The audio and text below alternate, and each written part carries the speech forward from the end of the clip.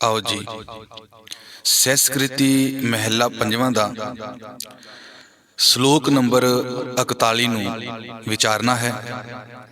आओ पहला पाठ सरवण करते हाँ। धन वाहिगुरु साहिब जियो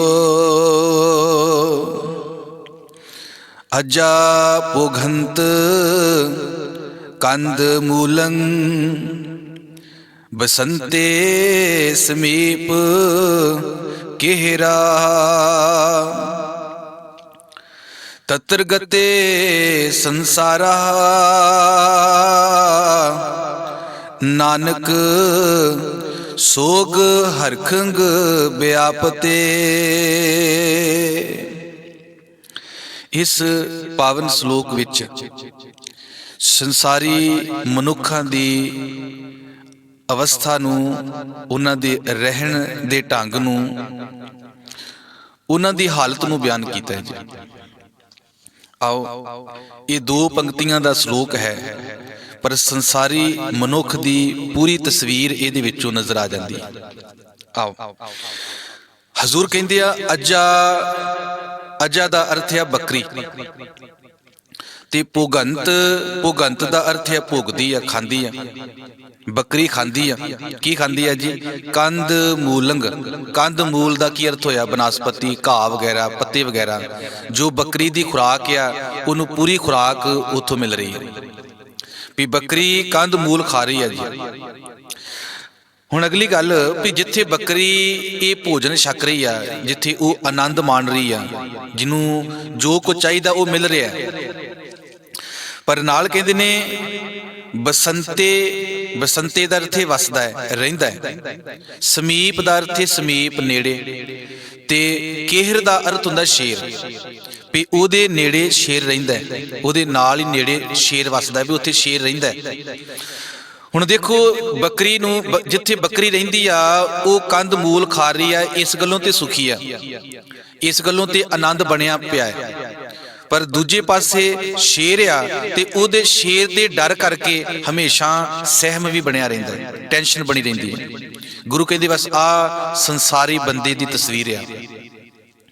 संसारी बंदा भी जिथे संसार दियां सुख सहूलतां नूं ते मान रहा है, जिथे इहदी गर्ज पूरी हो रही है, इनू हर फैसिलिटी सुख मिलिया होया है, पर नाल ही संसार दे विच कई तरह दा दुख आ ते उन्हां दुखां दे करके मनुख दे अंदर भी सहम बनिया रहिंदा है, टेंशन बनी रहिंदी है, चिंता बनी रहिंदी है। हुण इहदा अर्थ ये नहीं भी इहदा कोई इलाज नहीं हैगा। हाँ, बकरी अनपढ़ आ, बकरी दे कोल होर कोई उपाय नहीं आ, उहदे कोल कोई विद्या एजुकेशन नहीं आ, पर मनुख दे कोल तां एजुकेशन आ, मनुख कोल गुरु दा ज्ञान आ। रब ने इनू बड़ियां नियामतां दे नाल लैस कीता होया ते ये बंदा अपना सहम दा, दुख दा इलाज कर सकदा है। आओ पहली पंक्ति ऐसी विचारी आ कि अजा पुगंत कंद मूलंग। अजा बकरी पुगंत भोगदी है, कंद मूल भाव खांदी है, आनंद बनिया पिया। बसंते समीप केहरा, पर उहदे नाल ही समीप दा अर्थ नाल नेड़े, ते बसंते दा अर्थ वसदा है, ते केहर दा अर्थ न शेर, उहदे लागे शेर रहिंदा है। हुण बकरी नूं शेर दा डर आ, ते शेर दे डर करके हमेशा 24 घंटे सहम बनिया रहिंदा है, चिंता बनी रहिंदी है।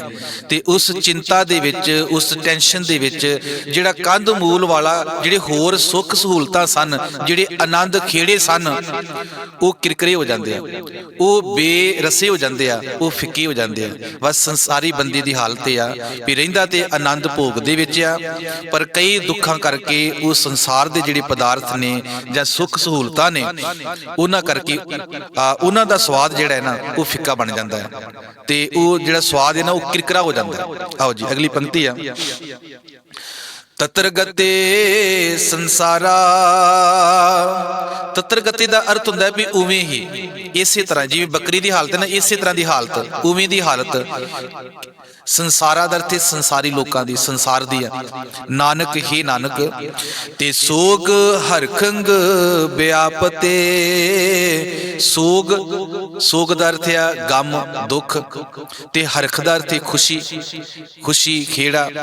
ਗੁਰੂ ਕਹਿੰਦੇ ਇਸੇ ਤਰ੍ਹਾਂ ਸੋਗ ਵਿੱਚ ਤੇ ਹਰਖ ਵਿੱਚ, ਖੁਸ਼ੀ ਤੇ ਗਮੀ ਵਿੱਚ, ਦੁੱਖ ਤੇ ਸੁੱਖ ਵਿੱਚ ਵਿਆਪਤੇ ਦਾ ਅਰਥ ਆ ਵਿਆਪਦੇ ਆ, ਵੀ ਮਨੁੱਖਾਂ ਦੇ ਉੱਤੇ ਦੁੱਖ ਸੁੱਖ ਇਵੇਂ ਵਿਆਪਦੇ ਆ ਜਿਵੇਂ ਬੱਕਰੀ ਨੂੰ ਸੁੱਖ ਵੀ ਮਿਲਿਆ ਤੇ ਇੱਕ ਪਾਸੇ ਬੜਾ ਵੱਡਾ ਦੁੱਖ ਵੀ ਆ।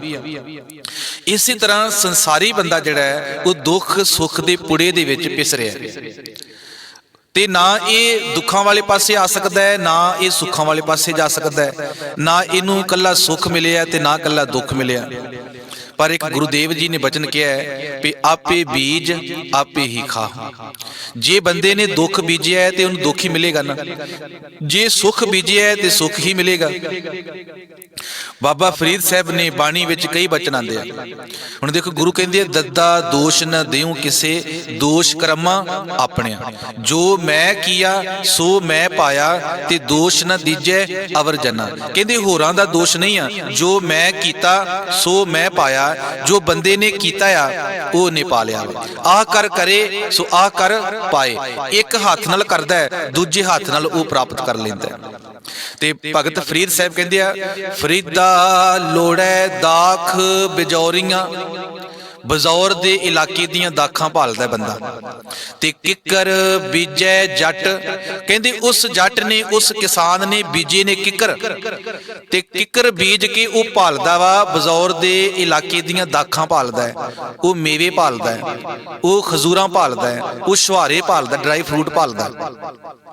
ਤੇ ਧਿਆਨ ਰੱਖਣਾ ਜੀ, ਬੀਜਿਆ ਵਾ ਕਿੱਕਰ, ਤੇ ਕਿੱਕਰ ਨੂੰ ਕੀ ਲੱਗਦਾ ਹੈ? ਉਹਨੂੰ ਤੇ ਕੰਡੇ ਲੱਗਦੇ ਆ ਨਾ। ਹੁਣ ਕਿੱਕਰ ਬੀਜਣ ਵਾਲਿਆ, ਤੂੰ ਕੰਡਿਆਂ ਦੀ ਆਸ ਤੇ ਰੱਖ ਸਕਦਾ ਹੈ, ਤੇ ਤੂੰ ਦਾਖਾਂ ਦੀ ਆਸ ਕਿਵੇਂ ਰੱਖ ਸਕਦਾ ਹੈ?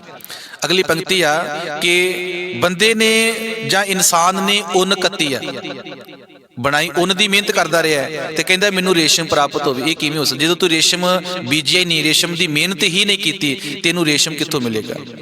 ਫਰੀਦਾ ਲੋੜੈ ਦਾਖ ਬਿਜੌਰੀਆਂ, ਕਿੱਕਰ ਬੀਜੈ ਜੱਟ। ਹੰਡੈ ਉੱਨ ਕਤਾਏ ਦਾ, ਤੇ ਪੈਂਦਾ ਲੋੜੈ ਪੱਟ। ਪੈਂਦਾ ਦਾ ਅਰਥ ਪਹਿਨਣਾ ਚਾਹੁੰਦਾ ਹੈ, ਲੋੜੇ ਦਾ ਅਰਥ ਚਾਹੁੰਦਾ ਹੈ, ਤੇ ਪੱਟ ਦਾ ਅਰਥ ਹੁੰਦਾ ਰੇਸ਼ਮ।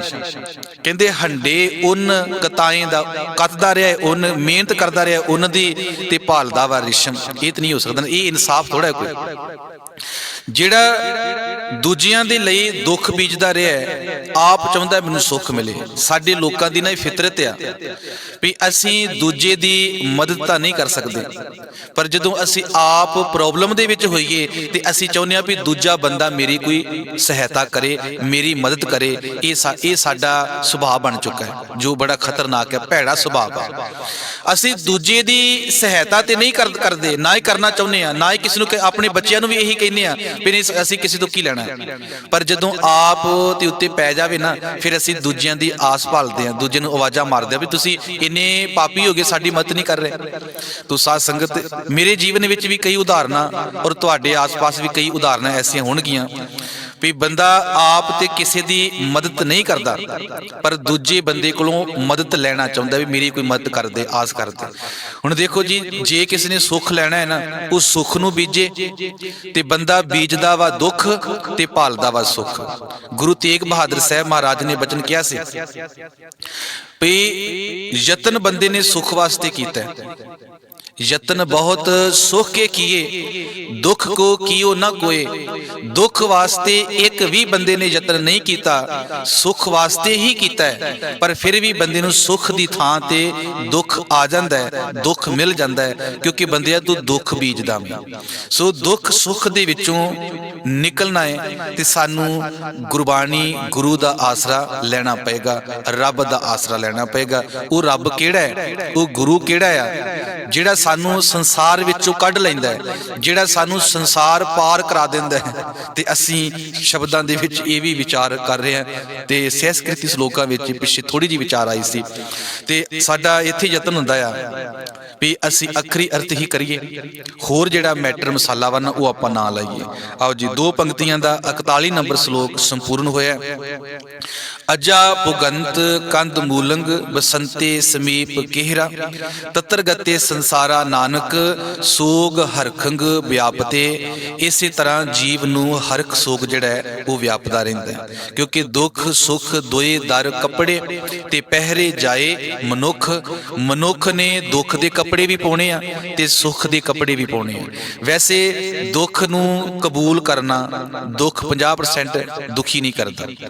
ਦੁੱਖ ਨੂੰ ਆਪਣਾ ਮਿੱਤਰ ਬਣਾ ਲਓ, ਆਪਣਾ ਸੱਜਣ ਬਣਾ ਲਓ, ਕਿਉਂਕਿ ਜਿਸ ਚੀਜ਼ ਤੋਂ ਤੁਹਾਨੂੰ ਦੁੱਖ ਲੱਗਦਾ ਹੋਵੇ ਨਾ ਉਹਨੂੰ ਆਪਣਾ ਬਣਾ ਲਓ। ਹੁਣ ਦੇਖੋ ਜੀ, ਜਦੋਂ ਕੋਈ ਬੰਦਾ ਸਾਡੇ ਕੋਈ ਚਪੇੜ ਮਾਰੇ ਨਾ ਸਾਨੂੰ ਬੜਾ ਗੁੱਸਾ ਆਉਂਦਾ, ਪਰ ਇੱਕ ਛੋਟਾ ਜਿਹਾ ਬੱਚਾ ਦੇਖੋ ਸਾਡੀ ਗੋਦ ਵਿੱਚ ਬਹਿ ਕੇ ਚਪੇੜ ਵੀ ਮਾਰ ਦਿੰਦਾ ਹੈ, ਸਿਰ ਨੂੰ ਹੱਥ ਵੀ ਪਾ ਲੈਂਦਾ ਹੈ, ਵਾਲ ਵੀ ਪਕੜ ਲੈਂਦਾ ਹੈ, ਪਰ ਸਾਨੂੰ ਬੱਚੇ ਦੇ ਉੱਤੇ ਸਗੋਂ ਹਾਸਾ ਆਉਂਦਾ ਹੈ, ਮਜ਼ਾ ਆਉਂਦਾ ਹੈ, ਅਸੀਂ ਇੰਜੋਏ ਕਰਦੇ ਹਾਂ। ਸਾਨੂੰ ਬੱਚੇ ਤੇ ਗੁੱਸਾ ਕਿਉਂ ਨਹੀਂ ਆਉਂਦਾ, ਕ੍ਰੋਧ ਕਿਉਂ ਨਹੀਂ ਆਉਂਦਾ ਵੀ ਇਹਨੇ ਮੇਰੇ ਸਿਰ ਨੂੰ ਹੱਥ ਪਾਇਆ। ਧਿਆਨ ਰੱਖਣਾ, ਕਿਉਂਕਿ ਅਸੀਂ ਉਹਨੂੰ ਆਪਣਾ ਬਣਾ ਲਿਆ।